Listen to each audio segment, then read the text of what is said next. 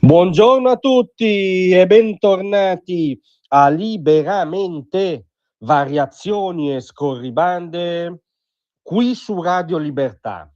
Allora, stamattina vorrei fare un esercizio di cronaca comparata, perché quando sono i fatti a cozzare tra loro, prima che le legittime, diverse, plurali visioni del mondo, la contraddizione è ancora più forte, cioè significa che siamo in presenza di qualcosa che non va, che c'è un guasto nel discorso pubblico.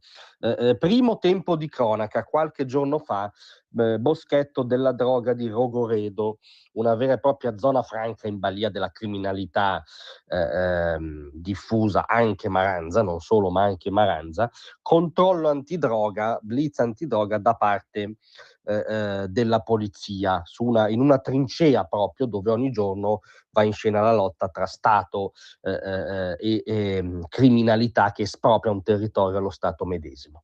Durante questo controllo si avvicina una persona che inveisce contro i poliziotti, estrae un'arma, una beretta in tutto e per tutto uguale a una beretta autentica, poi si scoprirà caricata a salve, ma una pistola vera in quel momento percepita come pistola vera, la punta contro un poliziotto nella fattispecie, costui dice fermo polizia, quindi rispettando tutta anche la gradualità delle regole di ingaggio.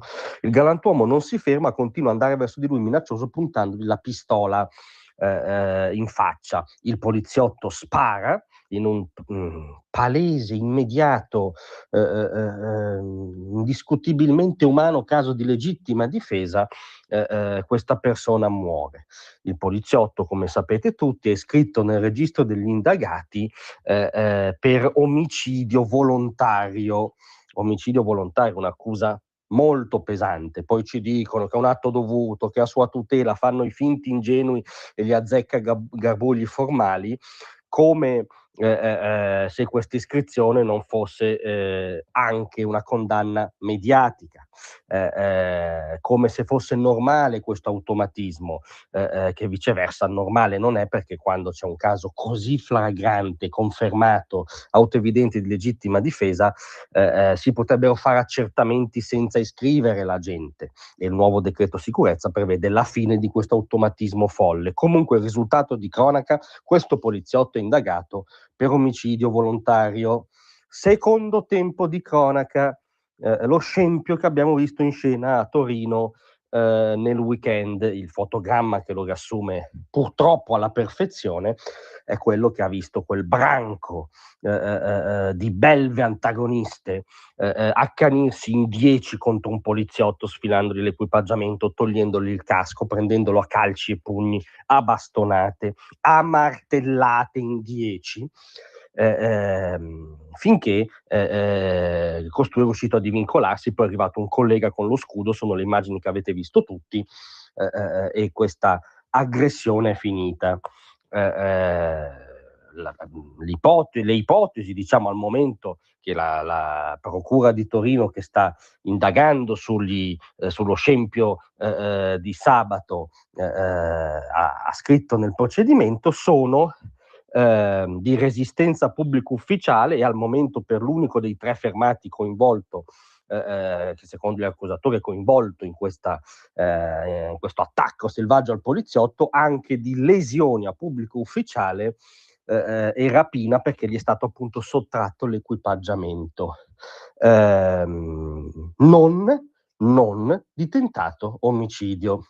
Ora, noi potremmo dire tante cose, troviamo che le parole migliori siano quelle rilasciate al quotidiano Il Tempo di Domenico Pianese, segretario generale del sindacato di polizia COISP, parlando della violentissima e ignobile aggressione in 10 contro 1 a questo poliziotto. Gli viene sfilato il casco di protezione, quindi c'è l'intenzione di procurare danni anche vitali potenzialmente nei confronti di questa persona. Perché se le martellate, invece di essere sulla schiena o sul fianco, fossero andate a segno sulla testa, il collega poteva assolutamente morire. Quindi per noi la titolazione giusta del reato che andava fatta nei confronti di quei soggetti era il tentato omicidio. Per parte mia non ho avuto remore a definire quello un tentativo di linciaggio, perché è soltanto casualmente che quel collega non è stato massacrato lì sul marciapiede. E come fai a contestare queste parole? Gli vengono tolte scientemente gli strumenti che gli proteggono, anche la testa, calci, pugni, bastonate, martellate in 10 contro 1 con un uomo a terra. Non sappiamo come dire, se questa situazione così descritta non configura un tentato omicidio, non sappiamo più che valore abbiano le parole, il linguaggio, la logica. Poi per questi due tempi della cronaca che palesemente cozzano tra loro, un poliziotto che si è difeso indagato per omicidio volontario e al momento nessuno indagato per tentato omicidio nei confronti del poliziotto di Torino, per giustificare questo autoevidente contrasto ci sono tutte le argomentazioni formali,